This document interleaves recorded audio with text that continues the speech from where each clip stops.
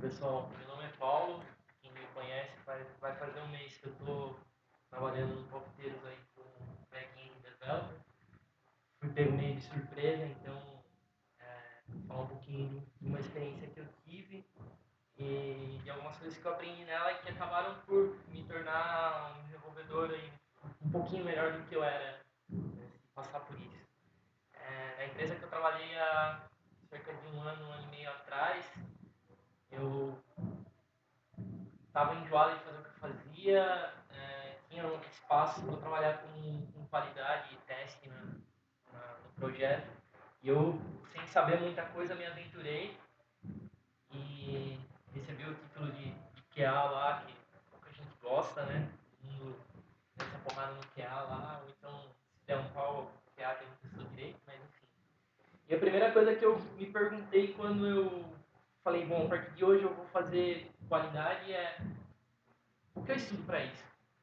E fiz 2 anos de técnico na Unicamp, Campinas, técnico super conceituado. Eu não tive nenhuma matéria que chegasse perto de teste ou debugging. Não sei as faculdades, os cursos que vocês fizeram, mas as grades que eu conheço em faculdade, você não tem uma matéria específica falando de teste, debugging e qualidade. E a gente faz debugging, que é o que eu vou falar aqui, uma parte debugging, uma parte log, mas tudo cai em debugging. A gente faz debugging desde que a gente começa a escrever a primeira linha de código lá, nosso Hello World em C, em Pascal, whatever, e ele dá erro de compilação e você vai debugar. Talvez a segunda coisa, a terceira coisa que você faz quando vai programar, a primeira é escrever o código, a segunda é mandar compilar, escrito, enfim. E a terceira é procurar o erro. Né? E eu fui estudar, acabei esbarrando num curso do Udacity, que é um site de cursos free, você vai lá, se cadastra, tem vários cursos, inclusive tem um curso de HTML5 para games, dado por 2 caras do Google, que é muito bom, vale a pena, quem tiver interesse aí. E assim, 2 cursos principais, eu vou falar de um, que é o de debugging, e eu fiz o curso, beleza, vou trabalhar aqui, vou fazer o curso. E eu me surpreendi com muitas coisas que eles falaram 2 conceitos principais, que é o que eu uso no dia a dia, que é o que eu vou falar aqui, que são conceitos estudados cientificamente, comprovados com teses, etc e tal. E assim, eu não imaginava que para fazer debugging em software você podia ter todo esse conceito por trás e você usar esse conceito e se você tiver ele bem concreto na sua cabeça, os resultados surgem e a sua experiência de escrever código, de resolver problemas e às vezes encontrar bugs acaba sendo muito melhor. O primeiro conceito, por isso tem essa foto aqui, o exemplo dado, inclusive no curso, é de um avião em chamas. Tá? É um pouco alto nível, então eu vou pedir para vocês imaginarem que o avião simplesmente está em chamas, não necessariamente nessa parte, mas como que você descobre qual o problema que está causando a chama no avião, ou o que está pegando fogo no avião? Se a gente pensar como desenvolvedor, você vai pôr debuggers, você vai sair olhando o que tem combustível que pode causar fogo, ou o que causa fogo, combustível e uma faísca. Enfim, a primeira coisa que a gente tenta pensar é isso, a gente sai cavando no código meio que precisa achar esse erro, às vezes com pressão e tal. A primeira coisa que você tem que fazer quando você pega um bug e lembrando o que você falou, puxar a rédea da mente lá. Não, para e vamos olhar o problema. A gente pensa muito para escrever código, muitas vezes a gente não pensa para debugar o código.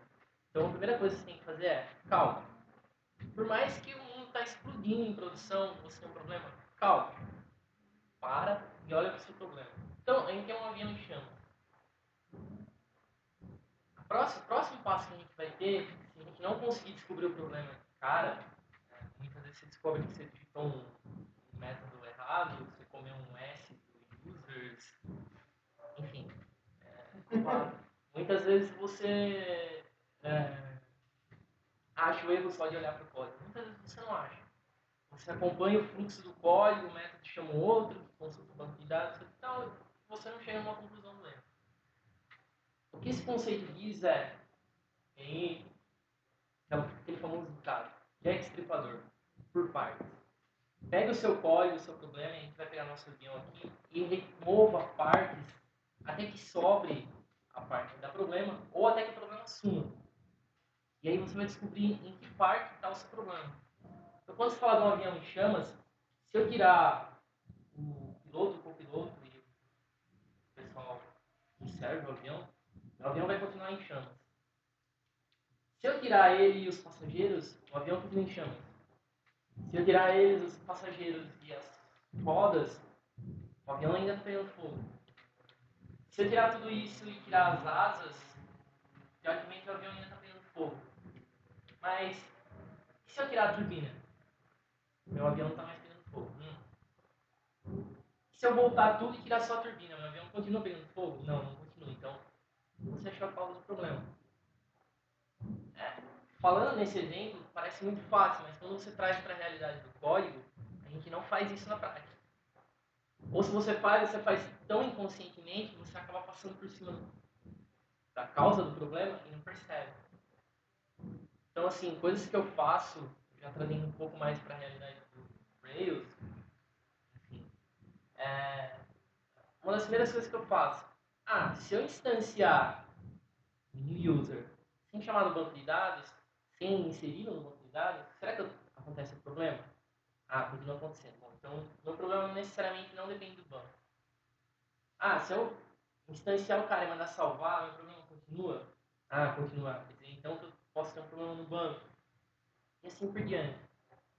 O conceito que eu quero deixar disso aqui é, quando você for pegar um código, geralmente grande, para que você ache que o problema está naquele miolo, tem que dividir ele em partes e ir removendo essas partes de forma que você se lembre do que você está fazendo, para você identificar o problema, e eventualmente você remova só a parte que dá o problema, por mais que seu software não vá funcionar. Você vai saber confirmar que realmente o problema está ali. Então, esse é um conceito de debugging que tem um nome que eu não me lembro mais. Mas depois, se vocês quiserem o curso, eu posso passar por e-mail. É um pouco grande, tem exercício, mas vale a pena. Para debugging é muito legal. E o primeiro conceito que eu queria falar de debugging é isso. E o segundo conceito não é tanto debugging, mas é para auxiliar no debugging das coisas. Vou falar uma série de informações sobre uma viagem de navio e eu vou fazer uma pergunta no final. E aí eu quero que vocês tentem responder essa pergunta. Tem um navio saindo com 1,5 tonelada de açúcar que está indo, atravessando do Brasil para Portugal. E a gente tem 35 tripulantes, o avião tem. A caravela tem 2, 4, 5 velas e a estimativa de viagem é de alguns meses, 3 a 4 meses. O que mais que eu posso dizer nessa caravela? Se espera que o tempo seja bom na viagem, então não teremos problemas de grandes ondas. E aí eu pergunto para vocês, qual a idade do capitão? Alguém sabe dizer? O ponto que eu quero chegar é o seguinte: de todas as informações que eu dei, nenhuma respondia a sua pergunta. Pergunta final. Esse conceito diz o seguinte: quando você vai escrever ou preparar um log, qualquer coisa na sua aplicação, ou você vai preparar uma array, alguma coisa que role de tempos em tempos, você de repente tem um problema nela, que esse log, ou esse stack, responda a sua pergunta.